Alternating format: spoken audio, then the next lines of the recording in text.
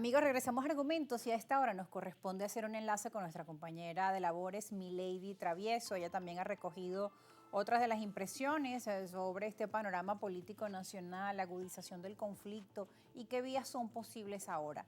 Ella entrevista al diputado Aníbal Sánchez, también experto en temas electorales, quien habla de la importancia que en estos momentos tiene el diálogo. Veamos por qué. Así es, gracias por este contacto y conversamos con el analista político y diputado de la Asamblea Nacional, Aníbal Sánchez, quien insistió en una solución pacífica de negociación entre ambos sectores del país, con la mediación de organismos internacionales. Veamos.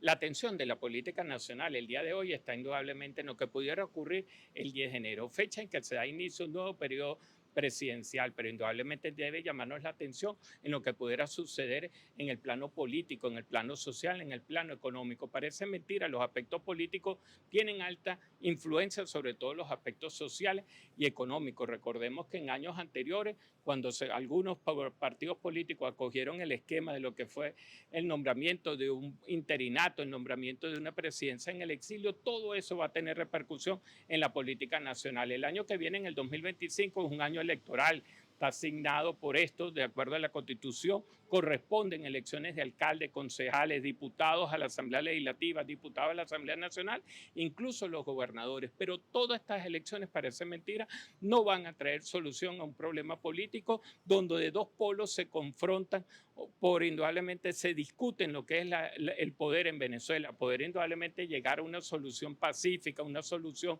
que sea mediada. Indudablemente parece mentira, hace falta una negociación que cuando los dos polos están confrontados bajo un esquema de aniquilación, parece mentira que ninguno pueda aceptar, sobrevivir o coexistir bajo la presencia del otro. Todo esto hace indudablemente que sea prácticamente imposible que se puedan llegar a los acuerdos sin la mediación internacional. El aspecto internacional también es importante, estamos en un contexto internacional de confrontación. El día de hoy es noticia indudablemente unos ataques nuevos de Israel sobre el Líbano. Todo esto repercute en la política, sobre todo en la política económica, en la política energética, los precios del petróleo. Algunos dirán, bueno, se están disparando los precios del petróleo, pero parece mentira. Venezuela no le ha podido sacar el provecho debido a veces a estas confrontaciones, porque indudablemente se encuentra en una confrontación política y a veces el petróleo venezolano, que no vamos a entrar en el debate si ya llegamos al 1.000.000 de barriles diarios, pero Venezuela a veces en los últimos años no le ha podido sacar provecho a esta crisis energética internacional, precisamente por el tema de las sanciones, que parece que va a ser el año que viene el esquema que han asumido algunos partidos políticos para ejercer presión para que se den cambios políticos internos. Por eso también el tema energético a veces ha llevado a que algunos países han entrado a un esquema de negociación particular, privado, donde se discute por un lado el esquema político y económico.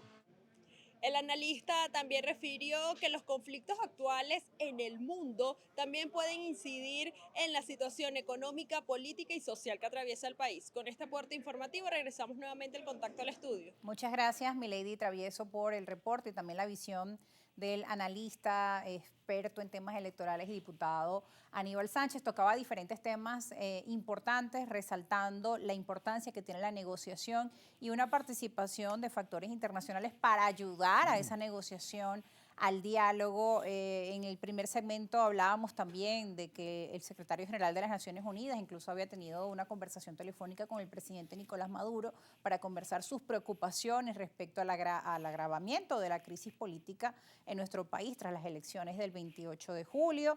Igual que Maduro expresaba su preocupación por el comportamiento de un sector extremo de la oposición en nuestro país. Bueno, cada quien pues hablando desde sus preocupaciones. Lo cierto es que esto continúa, que un proceso de negociación y de diálogo ya lo hemos visto en oportunidades anteriores. Dos polos, decía el diputado Aníbal Sánchez, que no quieren reconocerse y que pareciera que no quieren estar si el otro está presente. O sea, no, ¿cómo se puede negociar si no hay reconocimiento? Ya ese es el primer punto, ¿no? Importante. Si no reconozco al otro, si no me puedo sentar con él, si no puede haber una convivencia política, pacífica, de respeto, ¿cómo se puede avanzar en una mesa de diálogo? ¿Cómo regresamos a la credibilidad de las instituciones? Incluso Que era también, una de las pues, preguntas. ¿cómo regresamos a la credibilidad en los políticos? El gobierno tiene que, en ese sentido, dar los primeros pasos. Lo tiene que hacer si realmente quiere eso.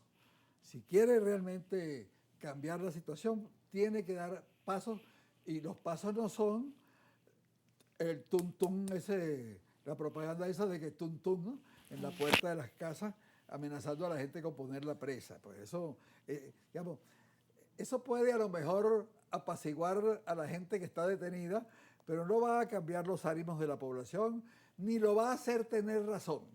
Porque el problema es que aquí hay que tratar de que se imponga la fuerza de la razón y no la razón de la fuerza.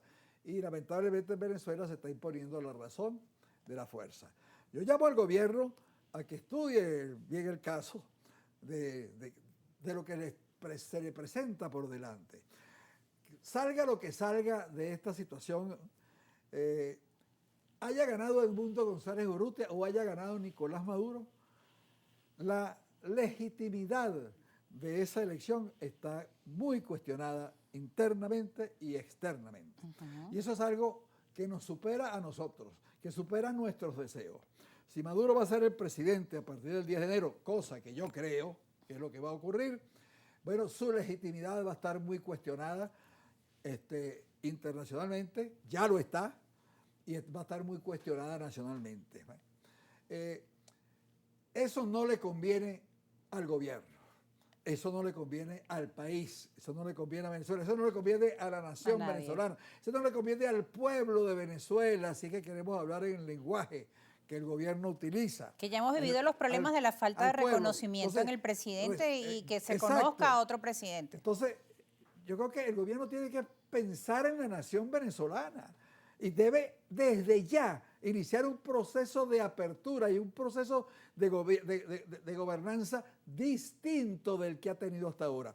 Y no estoy hablando simplemente de que va a escoger a alguien para darle un puestecito aquí. Mira, vamos a nombrar ministro de turismo a fulano y vamos a nombrar... No, yo no estoy hablando de eso. Yo no estoy hablando de fachadas que se pueden perfectamente construir, ¿no?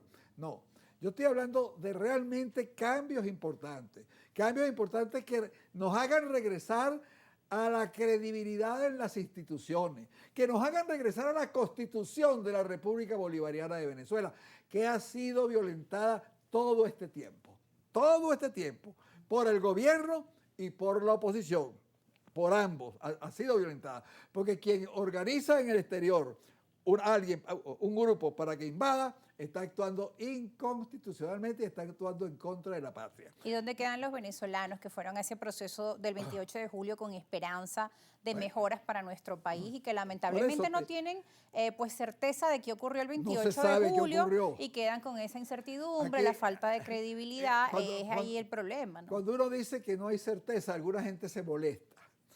Mira, claro, porque hay quienes aseguran, no, está muy claro, ganó Edmundo González, pero que hablan, sí, ganó Nicolás. Y te remiten a las actas que están en una web. Yo pregunto, ¿por qué los partidos que apoyaron a Edmundo González, cuando fueron al Tribunal Supremo y les preguntaron por las actas, no dijeron nada? Dijeron que ellos no sabían dónde estaban esas actas. Dijeron que ellos no sabían quién las había publicado y dijeron que no sabían quién las tenía. Eso fue lo que dijeron los partidos que apoyaron a Edmundo González Urrutia. Esa página web no es el Consejo Nacional Electoral. A mí no me pueden remitir a una página web para que yo vea allí quién ganó, no. Porque yo en todo Pero ahora tampoco, en el caso de que el Consejo Nacional Electoral publique ahora los resultados, ¿cómo quedaría después de tanto tiempo? A eso iba. Al Consejo Nacional Electoral se le está pidiendo que publique los resultados. Pero en la medida que pasa más tiempo y como uno ve las cosas, va a pasar que el Consejo los publique, entonces un sector, si no le gustan los resultados, va a decir que son resultados falsos. Entonces tampoco va a resolver el problema, tampoco lo va a resolver que se publiquen los resultados. Porque la gente, vamos a suponer que pone los resultados. ¿Y cuáles resultados puede poner el Consejo Nacional Electoral? Tiene que poner los resultados que hasta ahora las instituciones han dicho, lo que dijo el primer boletín y el segundo boletín del CNE y lo que el Tribunal Supremo de Justicia a través de su sala electoral dijo había encontrado, ¿verdad? Entonces, los resultados que va a poner el Consejo Nacional Electoral son que ganó el presidente Nicolás Maduro. Ahora, Maduro gana y gana por 700.000 votos, nada más. Entonces, eso significa que hay un 40 y pico, que hay un 40 y pico por ciento de los venezolanos que no votaron por él.